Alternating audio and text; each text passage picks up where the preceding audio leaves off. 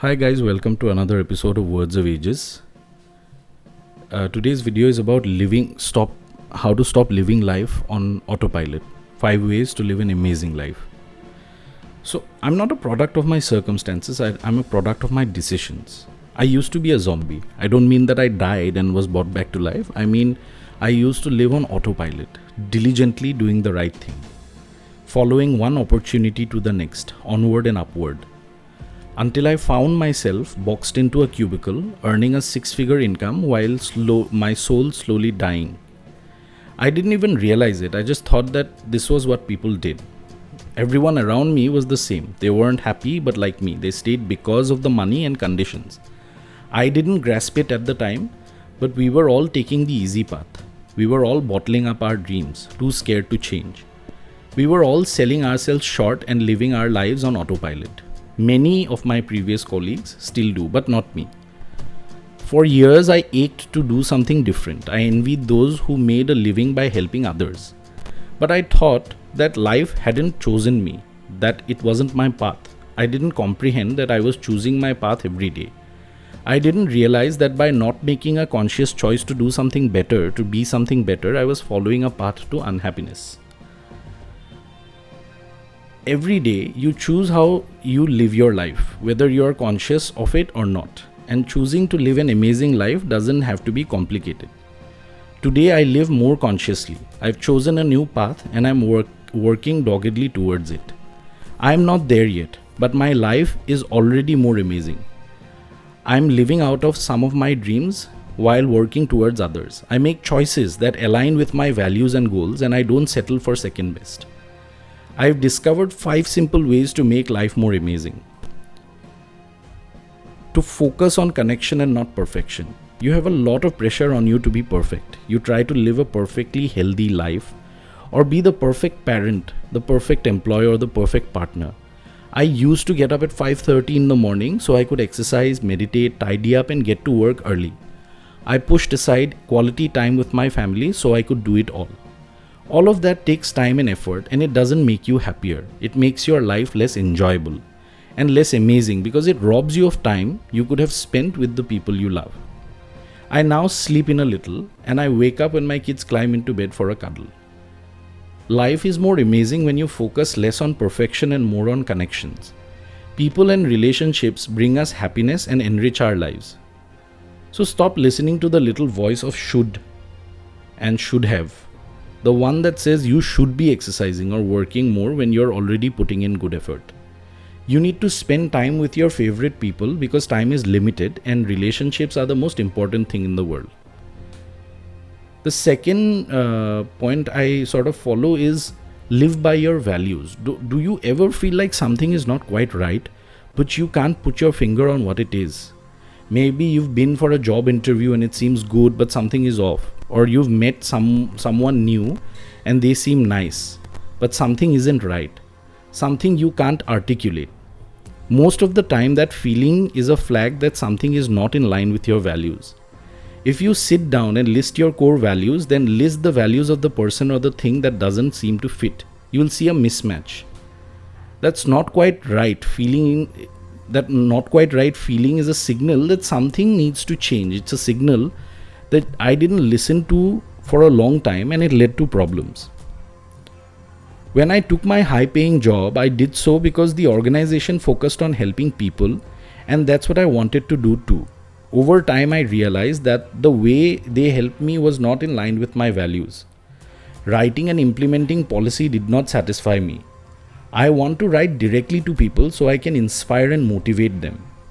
I value connections with people, but the organization valued structure and governance. Had I realized this mismatch sooner and acted on it, I would have been happier. Living by your value gets you into flow. Everything becomes easier from there. Let fear be your motivator. Some years ago, I read an article written by a senior executive retiring from a large organization. He wrote something to the tune of, I've worked hard here for 40 years. I put in long efforts and sacrificed time from my family and friends. And you know what? It wasn't worth it. How sad. He lived his life on autopilot and it was too late to change. I keep his story in mind whenever I'm tempted to take the easy option. I question my motivation. Am I slipping into autopilot, or is it what I want? If what I want is difficult and scary, what is the cost of not being courageous? Let the fear of not trying, the fear of regret, and the fear of wasting your life be your motivator. Don't believe in signs.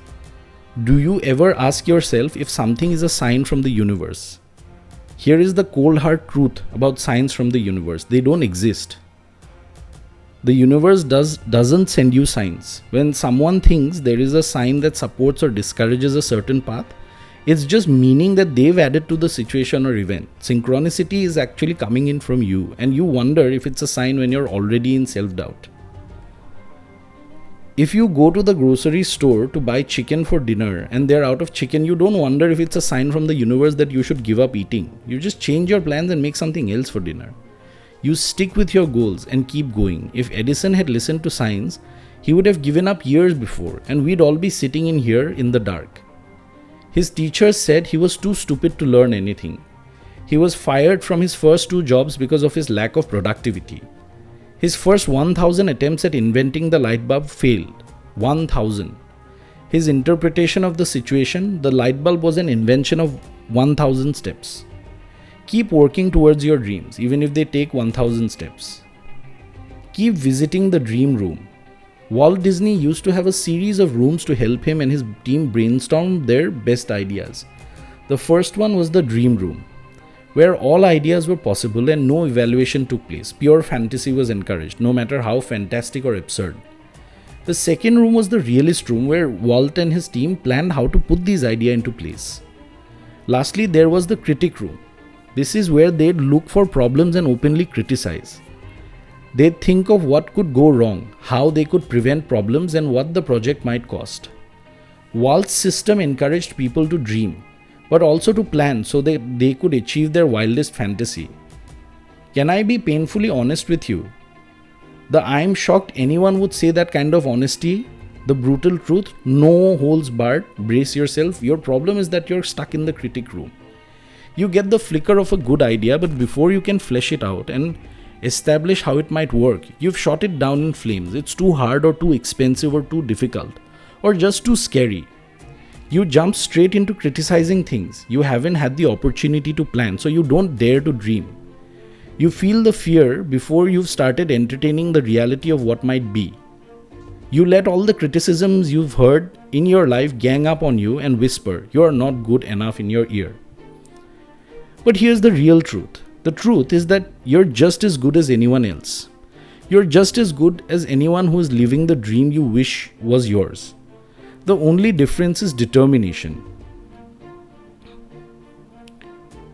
Because having an amazing life starts with dreaming up the life you want. But that's the only beginning.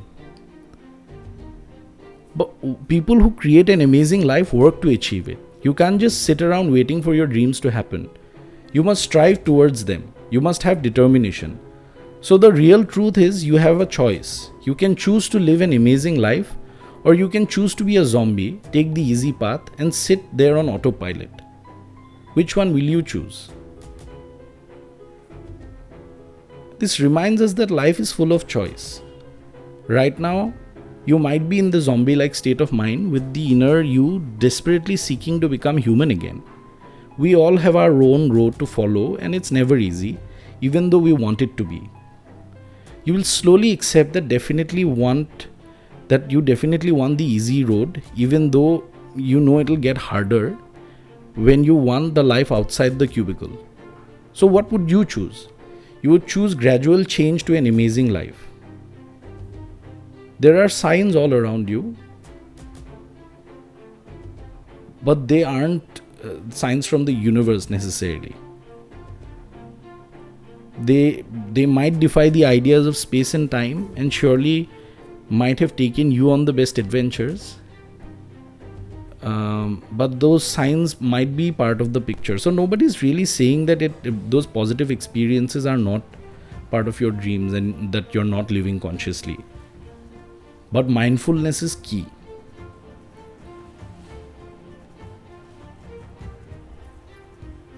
Talk to us about what your real truths are and how you've been struggling with living life on autopilot. If you enjoyed this video, please be sure to like, share and subscribe, and make sure you press the bell icon. This is Words of Ages. We will see you in the next video.